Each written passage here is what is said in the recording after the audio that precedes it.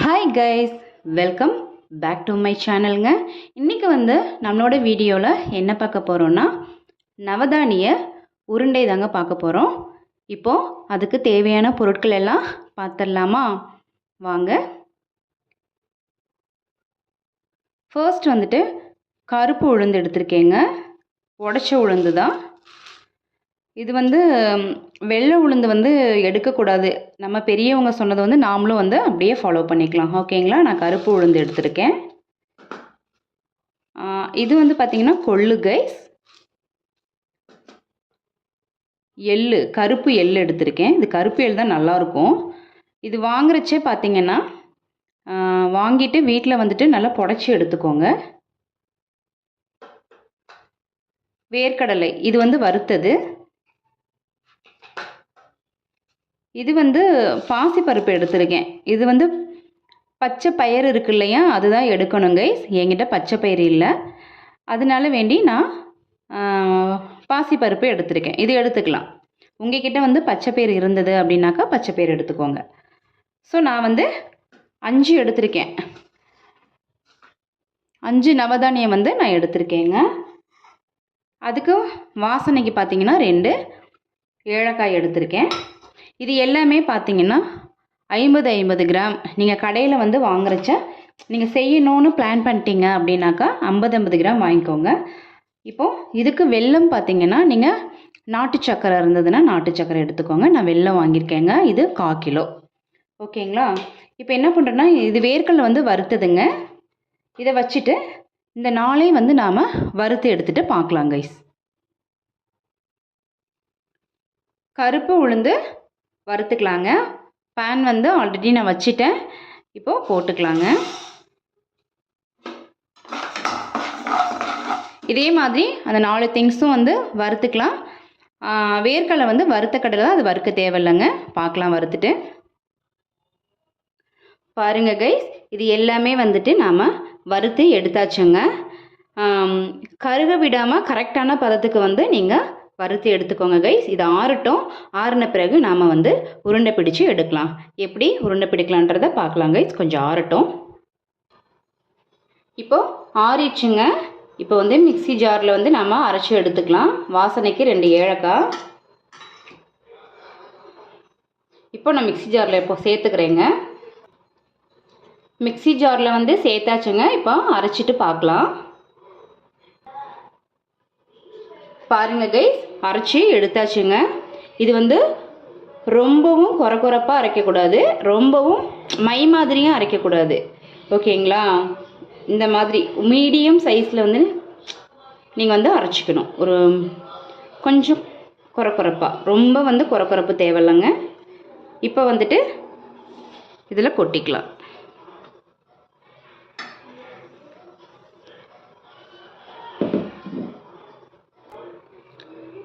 கட்டி இல்லாமல் நல்லா இப்படி கையால் நல்லா இதை சரி பண்ணிக்கோங்க, கட்டி இல்லாமல். இது ஆக்சுவலி பார்த்திங்கன்னா நம்ம அரைக்கிறச்ச அந்த உளுந்து எள்ளு பார்த்திங்கன்னா அப்படியே அந்த நிலக்கடலையோட ஃப்ளேவர், அந்த அரோமா அவ்வளோ சூப்பராக இருக்குங்க. ஓகே கைஸ், இப்போ நாம் வெல்லம் எடுத்து வச்சுருந்தோம் இல்லையா, இப்போது அதை என்ன பண்ணலான்ட்டு பார்க்கலாம் வாங்க. இப்போ இந்த உளுந்தெல்லாம் வறுத்தோம் இல்லையா, அதே பேனில் தான் நாம் தண்ணி சேர்க்க போகிறோம். இது இது 150 ml வரும். தண்ணி சேர்த்துக்கலாம்.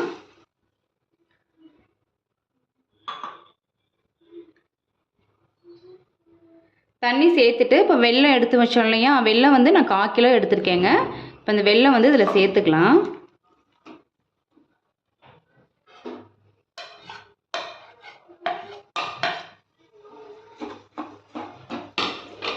கட்டி இல்லாமல் நல்லா கரைச்சி விட்டுக்கணும். இது எள்ளு வறுக்கிறச்ச 2-3 எள்ளு இதில் விழுந்துடுச்சு. நம்ம வடிகட்டி தான் சேர்ப்போம் இல்லையா, ஒன்றும் பிரச்சனை இல்லை.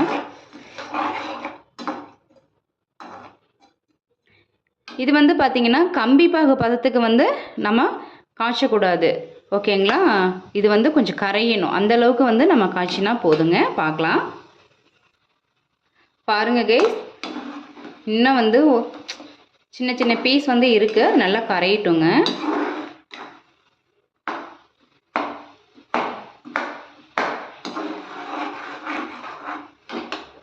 கரையட்டும், பார்க்கலாம். பாருங்கள் கைஸ், நல்லாவே வந்து கரைஞ்சிடுச்சுங்க. இப்போ இது என்ன பண்ணுறேன்னா கொஞ்சம்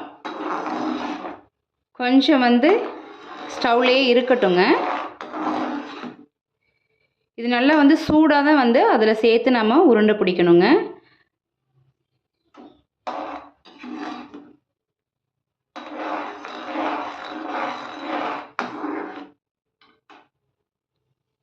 கொஞ்சம் ஸ்டவ்வில் வந்து இருக்கட்டும் கைஸ். கம்பிப்பாகு பதத்துக்கு வராமல் நம்ம பார்த்துக்கணும். ஓகேங்களா? அவ்வளோதான் கைஸ், இது ரெடி ஆகிடுச்சு. இப்போ ஸ்டவ் வந்து ஆஃப் பண்ணிக்கிறேன். ஆஃப் பண்ணிவிட்டு நாம் வந்து ஃபில்டர் பண்ணி எடுத்துக்கலாங்க. இப்போது இந்த வெள்ளைப்பாகு வந்து நம்ம ஃபில்டர் பண்ணி எடுத்தாச்சுங்க. இப்போ சூட்டோடய நம்ம என்ன பண்ணுறோன்னா இதில் கொஞ்சம் கொஞ்சமாக சேர்க்கணும், சேர்த்து கலந்துக்கணும்.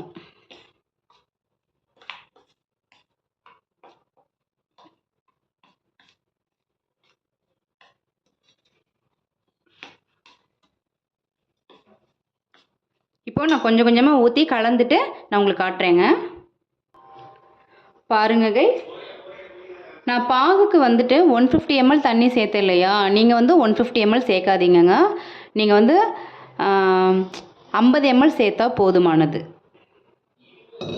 இது வந்து நான் வேறு ஸ்வீட் கேக்காக யூஸ் பண்ணிக்கணும். இப்போ பார்த்தீங்கன்னா நமக்கு கரெக்டாக பார்த்தீங்கன்னா சூடாக இருக்கும் கைஸ். நான் வந்து கொஞ்சம் ஆற வச்சுட்டேன். இப்போது உருண்டை பாருங்கள், அழகாக வந்து உருண்டை ரெடி ஆயிடுச்சு.